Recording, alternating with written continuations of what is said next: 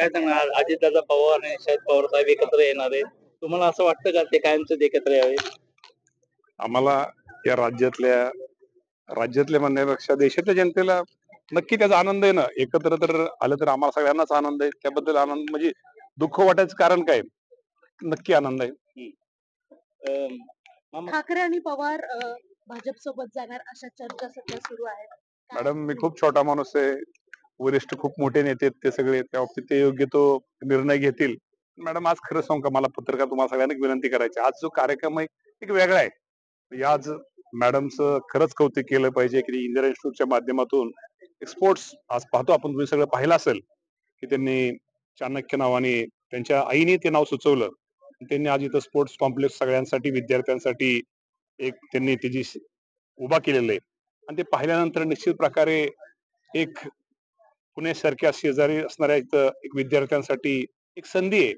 आणि शेवटी मी मॅडमचं त्यांच्या सगळ्या टीमचं निश्चित प्रकारे या राज्याचा क्रीडा मंत्री म्हणून कौतुक करतो. आणि क्रीडा मंत्री म्हणून मी आज ठरवलंय की जिथं जिथं एक चांगल्या गोष्टी होत आहेत, चांगल्या गोष्टी करता येतील, अजूनही या बाबतीमध्ये अजून काय सुधारणा करता येतील, तो करण्याचा प्रयत्न या राज्याचा क्रीडा मंत्री म्हणून देवेंद्रजी फडणवीस साहेब असतील, एकनाथजी शिंदे साहेब असतील, अजितदादा पवार साहेब असतील, यांच्या मार्गदर्शनाखाली नवीन नवीन काय करता येतील आणि सचिन खिलारे सारखे असे अनेक खेळाडू या राज्यातून देशाला कसे निर्माण करता येईल तो करण्याचा प्रयत्न माझ्यासारखा एक कार्यकर्ता या राज्याचा मंत्री म्हणून काम करण्याचा प्रयत्न करणार आहे.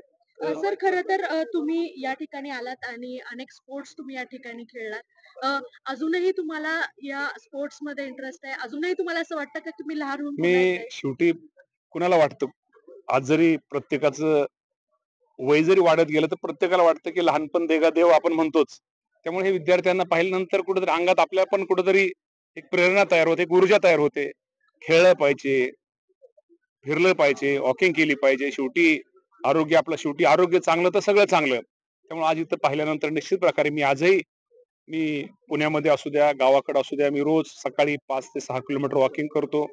संध्याकाळपर्यंत माझं ऍव्हरेज फिरताना साधारण 9-10 किलोमीटर सकाळचं ऍव्हरेज माझं 9-10 किलोमीटर होतं. त्यामुळं एक सकाळचं वॉकिंग केल्यानंतर मन प्रसन्न राहतं, फ्रेश राहतं, त्यातनं एक ऊर्जा मिळते आणि काम करायला चांगली संधी मिळते. त्यामुळे दुपारची झोप वगैरे अशी कधी येत नाही. पहाटे जरी आलो 3-4 वाजता कुठून बाहेरून, तरी मी सकाळी 6 वाजता 6:30 वाजता उठून चालण्यासाठी मी सज्ज असतो.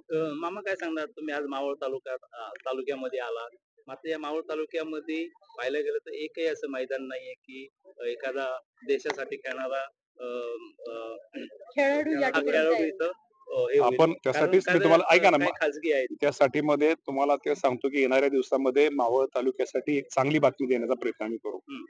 एक चांगलं एक मैदान, खेळाचं मैदान या भागात निर्माण करण्याचा प्रयत्न आदरणीय दादा, देवेंद्र भाऊ, एकनाथजी शिंदे साहेब यांच्या माध्यमातून या भागाचे आमदार सुनीलनाना शेळके यांच्या माध्यमातून करण्याचा प्रयत्न आम्ही करू.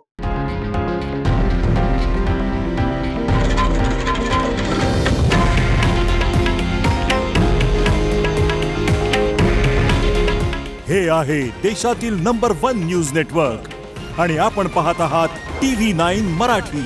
काळजी तुमची, हित महाराष्ट्राचं.